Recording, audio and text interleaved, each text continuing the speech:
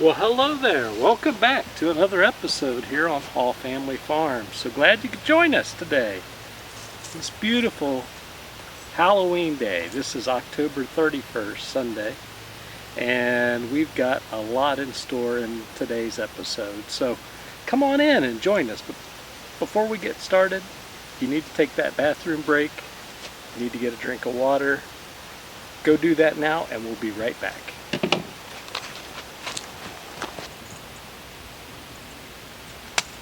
Alright, as you can see, we're trying to do some winter pruning here on our hardy hibiscus trees so we can get those into the greenhouse. So we've got a lot of pruning back to do, and I've got this one, and the yellow one over there to do. So, but one of the things, and then we've got to kind of prune back our sweet potato vine basket here so we can get that in and hopefully be able to overwinter that as well. But I've had a few of our followers and subscribers ask me how I monitor the temperature inside and outside of the greenhouse as well as the humidity. So today's episode is going to focus on that. So let me show you and explain how we go about monitoring our weather inside and outside of the greenhouse. Okay, so here is our system. Now, I purchased this at one of the big box stores, Lowe's. It came in a plastic container, obviously, and it's a two-part system. So this system monitors with digital readout your indoor temperature and your outdoor temperature and your indoor humidity and your outdoor humidity. This unit here is a sensor which measures the outdoor temperature and the outdoor humidity, whereas this one only measures the indoor temperature in the greenhouse, or your house for that matter, or whatever, and the humidity inside the greenhouse. So they both take measurements. This one's outdoor, this one's indoor, but this one also displays what this one is reading. So I have to replace the batteries. It's been, about a year. So this particular unit, I'm taking the back off here so you can see. So it takes 3 AAA batteries. We're gonna plop those out here now.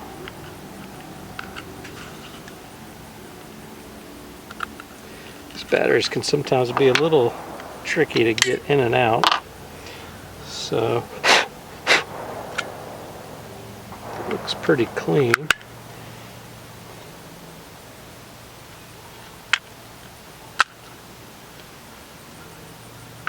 Alright, so looks like it's working. So let me get the back on this. Okay. So right now you can see it's already reading, hope you can see that, 79 degrees indoors, 50% humidity. Now and the outdoor is 78 and 37. So that's interesting. So I don't know, the batteries could still be good in the sensor here, but we're going to go ahead and replace this. This one takes two AA batteries. Of course, we're going to use the Energizer Max.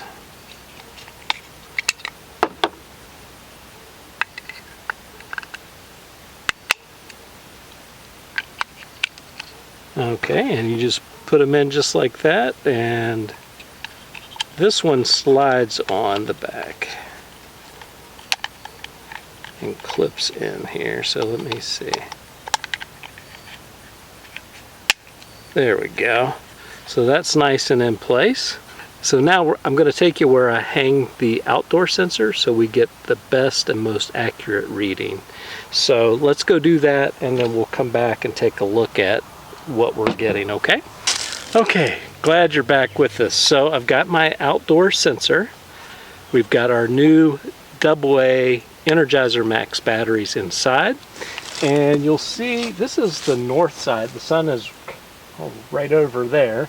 You can see this is the north side of this 4x4 post that serves as the scrape arbor. And what I've done is I've placed a screw right here. It's got a little bit of a cobweb around it, but I've placed a screw there, and so I just hang that right on there, just like that. And that way it's not influenced by the sun, and we're getting a truer reading of what the outdoor air temperature is and what the humidity is. So that's where that hangs. And I don't think, yeah, there's no on or off button. So, and in fact, I don't know if you can see that, it's flashing to indicate that it's taking a reading right now, and it's transmitting that information over to the receiver. So let's go ahead, get this back on here. There we go.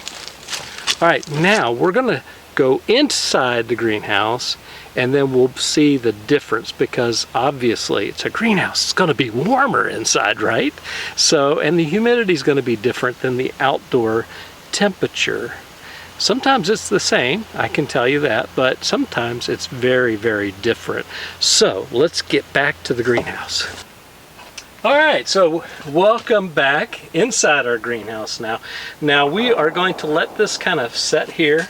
And normally what I do is I try to find kind of a shady spot here on my cluttered workbench. We need to definitely clean this up a little bit and get it ready for this winter. Don't you just love this blue salvia that I've grown here? Let me tell you. Yeah, it's called Blue Queen Salvia. That is the variety. I didn't think it was going to bloom, but it did. So, all right. So we're going to just sit here for just a few minutes. It won't take long to adapt and adjust to the temperatures inside here. In fact, let me see. It might have already. Oh yeah. Okay, we're seeing a difference now. All right, let me see if I can bring this in and show you.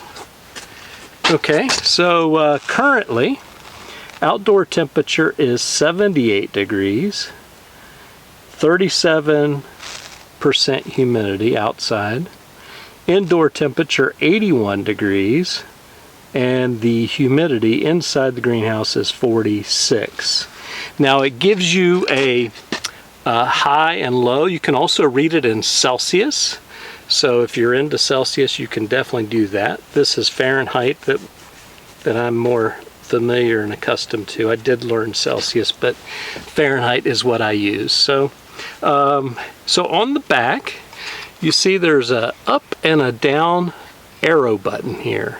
So if I push down, it's going to give me the low temperature. So whatever the low temperature is, whether it's during the middle of the day, on a snowy day, and maybe we get a warm front that moves through during the night and it warms up. It's going to give you the low temperature, whatever time that was. It's not going to tell you when or what time exactly that was, but it's going to register that and record it in the memory. And then it's going to give you the high temperature for the day.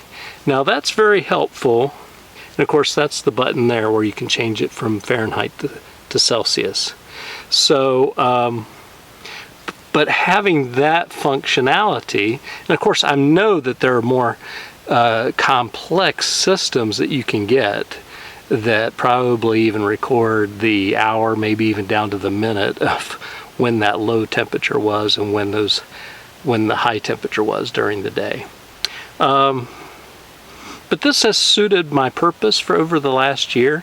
One thing that I will say is that it doesn't have a reset button. So one of the things that I have to do daily when I check it is come out, open up the back, pull out one of the batteries so it clears the memory. Otherwise, the low temperature is going to continue to be low. It will get lower, obviously. Like, let's say the low temperature tonight is 37. It's going to stay 37. If, you know, Monday night is 42, you're still going to have 37. But if Monday night is 34, it will go to 34. So I like to reset it so that I know. And in fact, this year I'm going to try to see if I can actually create spreadsheet in my computer and kind of try to keep track of it from a day-to-day basis so I can see what the pattern will be for this upcoming year. It might be helpful, I don't know. And maybe if I do it over a series of years, I'll get more familiar with when, maybe the first frost is, when our last frost is, and kind of tuning in how to regulate the temperature inside the greenhouse. So, and look, and just as we've been talking here, the indoor temperature now is 83. Now I'm standing at the door and there is a little bit of a breeze, and the humidity is now 49% inside. And I suspect that the humidity is going to be higher because I do have this container here with water that I'm trying to overwinter the aquaponic plants, I guess, that I grow during the warmer weather in my koi pond, which is in my backyard. And so I try to get some of those, bring them out here in the greenhouse so that they will overwinter and not die, because some of these are I think all of these are tropical. So it does make a difference. One of the things that I may do to kind of help regulate too is I think my son has a old aquarium heater, the one that you stick in the aquarium, kind of lights up, it's in a glass tube. I may see if I can get one of those to kind of fasten to the side of the container to kind of keep the water warm. And that also helps with humidity too. So when it's not as humid and we want more humidity in the greenhouse, then we will get that. Now look here, now I've moved more into the interior here. I'm at about the halfway mark. This greenhouse is 16 feet long, so I'm about 8 feet in. And you can see the outdoor temperature is still 78, 37% humidity. The indoor temperature now here in the greenhouse, and that's with both doors open and this cool breeze coming through, it's 84 and humidity is 39. So 2 percentage points higher here with the humidity, and of course that has to do with the greenhouse and having the water here in this tub evaporate. And it is 4 degrees warmer right now. So so with that being said, that's what we've got here, and that's how that works. So I hope I've answered your questions about how I kind of monitor our temperature from day to day as far as the low, the high, and the low and high for our humidity indoors and outdoors. So hopefully that answers your questions. If you have any additional questions, feel free to, put them in the comment section and I will reply. I'm not always on my channel every day, but believe me, when I get on there, if I see that you've made a comment, I will reply. So it might take a day or so, but I will get back to you.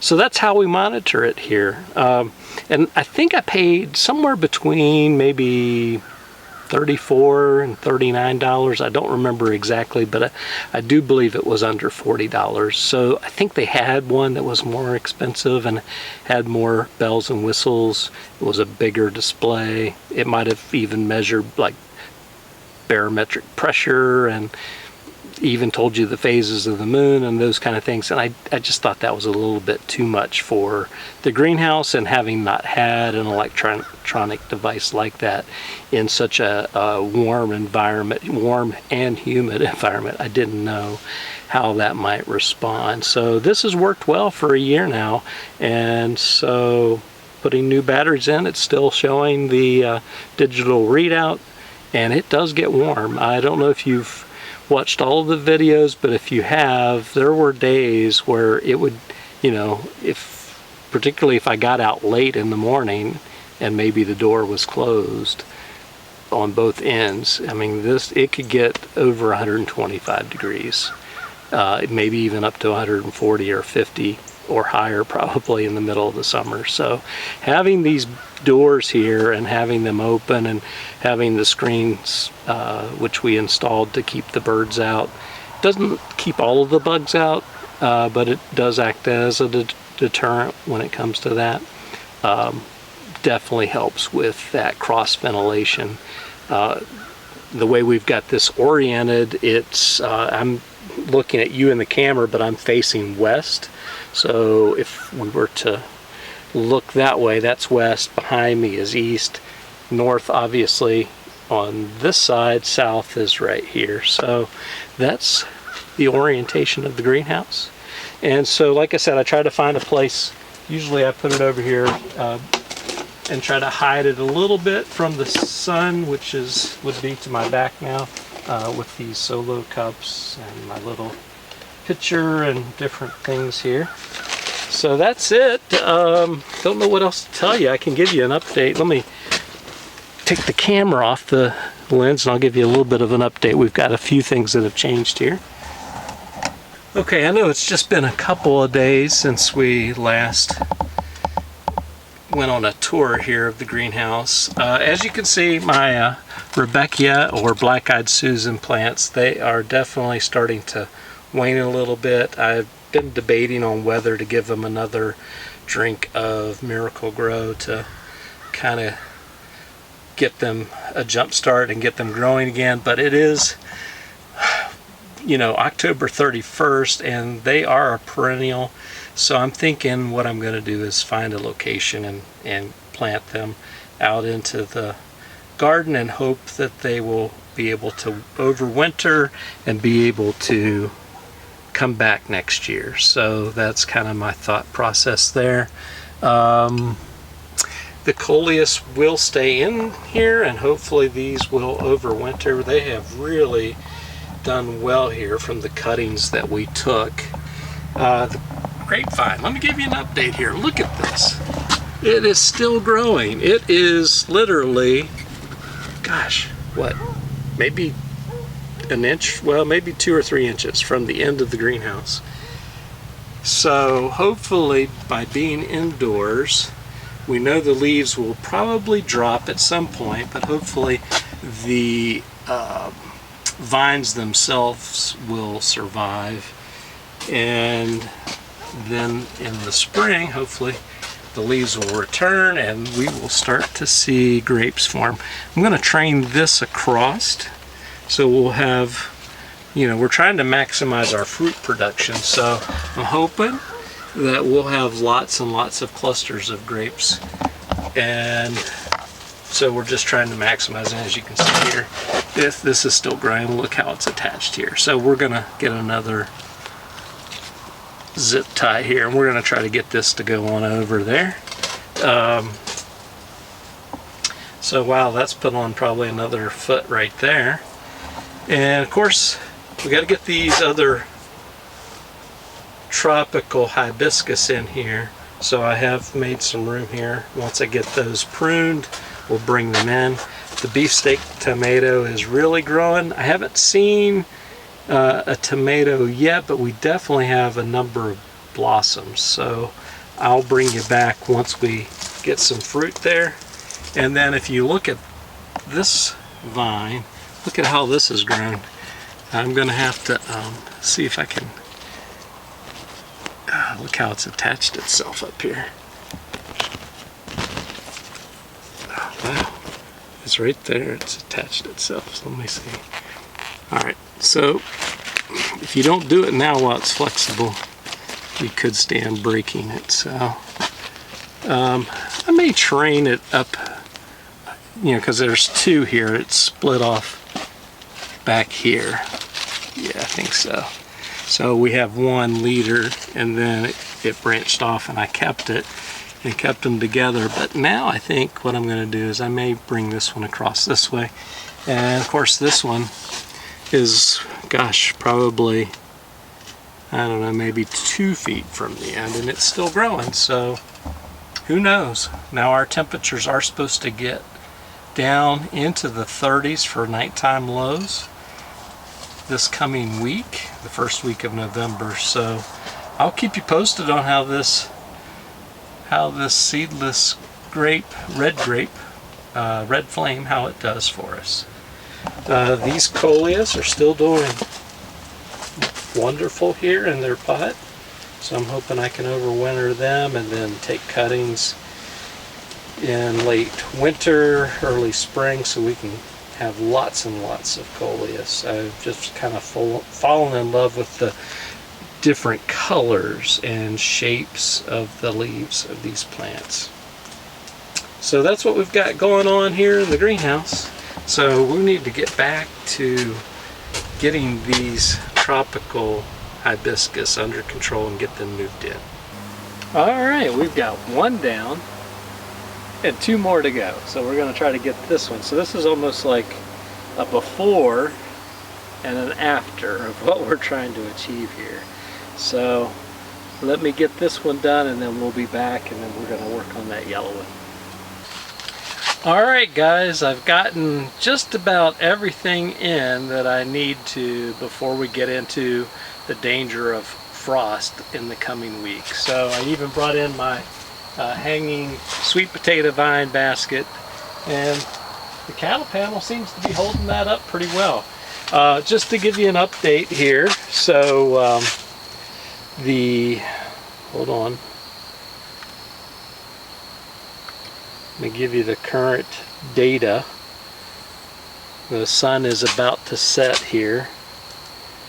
So it is currently 64 degrees outside, humidity 60%, indoor, inside the greenhouse, 68 degrees, 59% humidity. So the humidity is just about the same, 4 degrees warmer in the greenhouse. So we will keep you updated on how that goes. So until the next episode, guys, be safe out there. Take care. If you're not already a follower of Hall Family Farms, please consider clicking that subscribe button. And if you like what we're doing here, give us a thumbs up and give us a comment. Let us know how you think we're doing. If there's any questions you have about anything we're doing, we'll be sure to answer your questions. And until the next episode, be safe, take care, and we will see you then. Bye-bye.